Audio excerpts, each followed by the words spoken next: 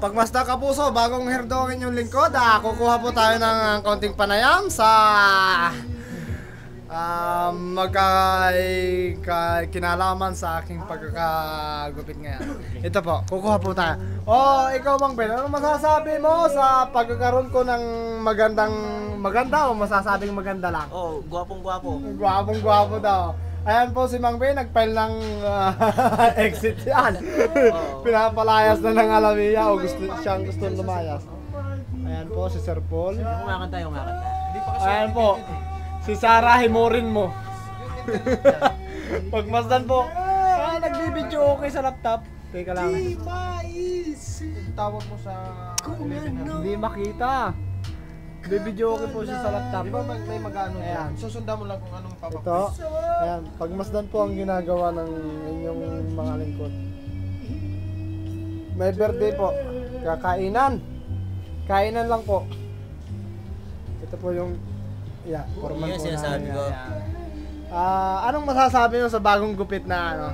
Pinatay ko na po yung gumupit sa akin. Ano masasabi? Lintik ang pagkakagupit. Lintik. Ayan po, ang nasabi niya, lintik. Isang napakala bagyong lintik. Kami na lang. Nag-iba yung aura. Hindi ka na... Ayan po, nag-iba daw po ang aura ko. Nagmukha na daw po akong siraulo. Jorwin magaling na. Sir, tapos na yung pagkopya nyo? Ay, tapos na.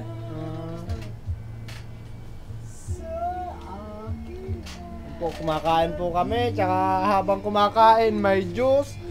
Ayan, pangmasdan yan. Sige, tagay!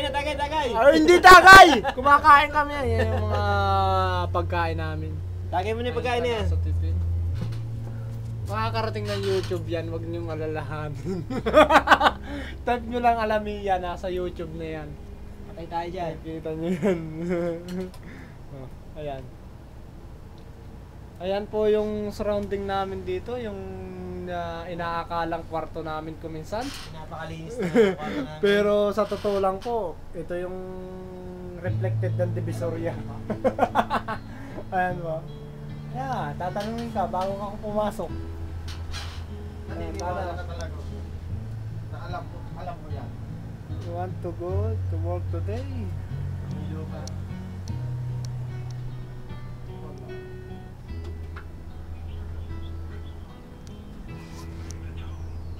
Mag? Anong ipe-press dito? Ay wah. Wag na. Ayan po yung veterano dito. Pensionado na po yan.